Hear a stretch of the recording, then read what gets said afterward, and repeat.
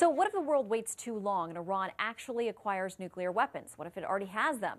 That question is at the center of author Joel Rosenberg's new novel, The 12th Imam. It's due out next week. Rosenberg's been called a modern-day Nostradamus for his forward-looking novels that are often based on the headlines before they happen. Joel is with us today. Welcome, Joel. Thanks so much for coming in.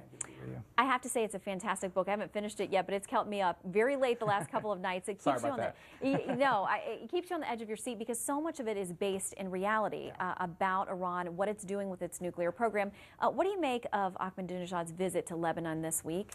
Well, it was provocative, as he intended it to be. Ahmadinejad sees Hezbollah, the Shia Islamic radical terror group in South Lebanon, as a wholly owned subsidiary of Iran. Iran funded it, fueled it, built it, trained it, armed it since 1982-83.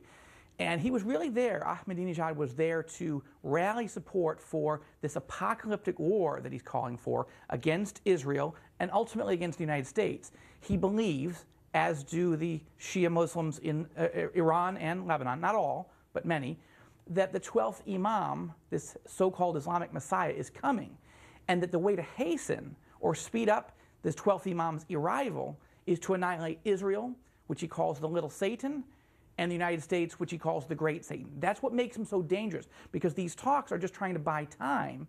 He believes that he has to prepare for the coming of the 12th Imam, not to give away the nuclear weapons program. So this is just buying time that the West won't do anything to stop him. Why have we been so unable to stop him? I mean, it's not just this administration, past administrations, rounds of sanctions from the UN, many other efforts, and now we're having conversations with them or willing to.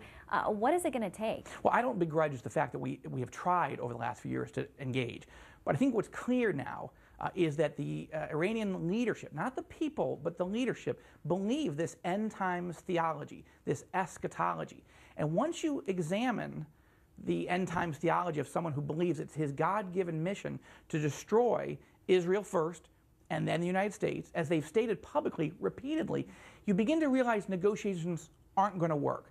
Now, you could do several things. You could put an embargo on natural gas or your oil being refined into gasoline and they have to ship oil from Iran to the Gulf and back.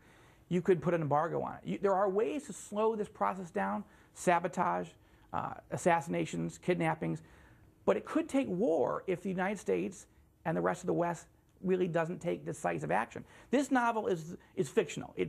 Obviously, it takes you into a world of us waiting too long and how bad it could be. The 12th Imam, I hope, never happens in reality, but we're getting closer every single day. Very quickly, I want to ask you, you mentioned military action. Israel, the U.S., does either strike? If they do we back them up? Look, the United States is unlikely under this administration to take military action. The United States is trying to pull out of Afghanistan and Iraq as rapidly as possible. This leaves Benjamin Netanyahu, the Prime Minister of Israel. About 2/3 of the American people support Israel attacking if they have to.